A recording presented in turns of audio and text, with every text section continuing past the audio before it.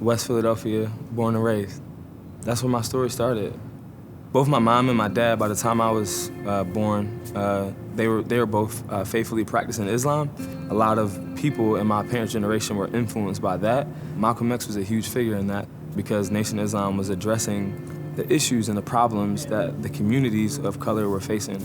One of my memories of being in Philly is walking up to the mosque and hearing the call to prayer all the time, lay out the rug and know what to say, speaking in Arabic to God, like all those types of things, even knowing how to wash properly before I went in to pray, fasting, all those things like I learned from my older brother Sharif and from my dad.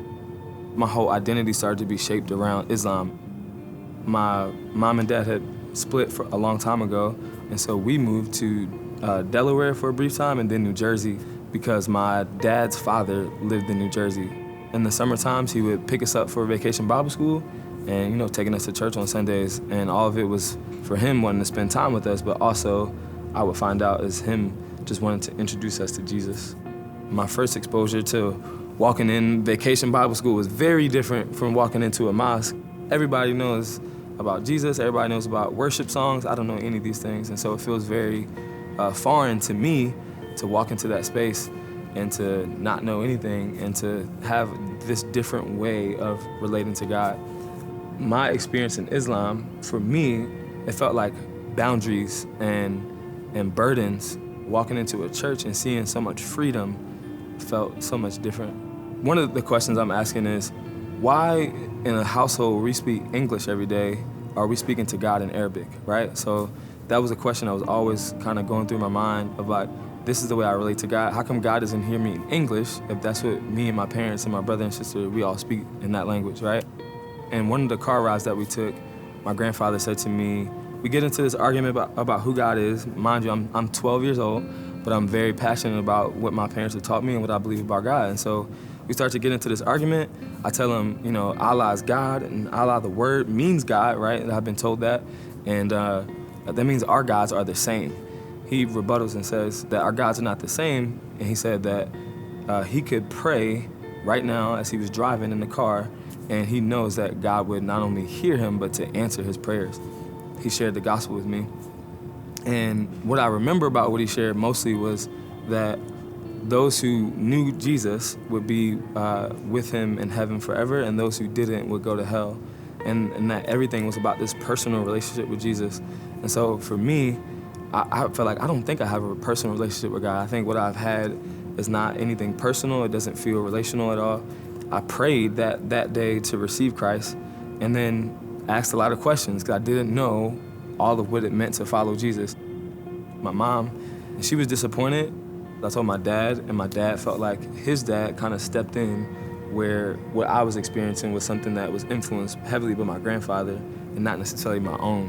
Whereas I felt like this was my own decision. And then my older brother had probably the most drastic response of them all. He just broke down crying the first thing when I told him. He had studied in Egypt under like Arabic scholars and studies the Quran and reads it in Arabic, and so he knows that at that point when I said that I had made a decision to now divorce myself from Islam, and there's no coming back from that. It was like betrayal, disbelief, and just unbelievable sadness. Yeah, it was hard because I mean, after I made that decision, I didn't automatically start going to church. I had a Bible, but I tried to understand it as best I could.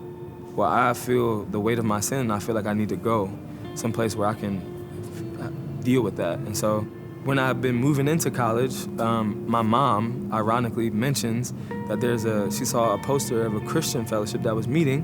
And so I go and they start talking about the fact that God loves us and he could love us in spite of our sin.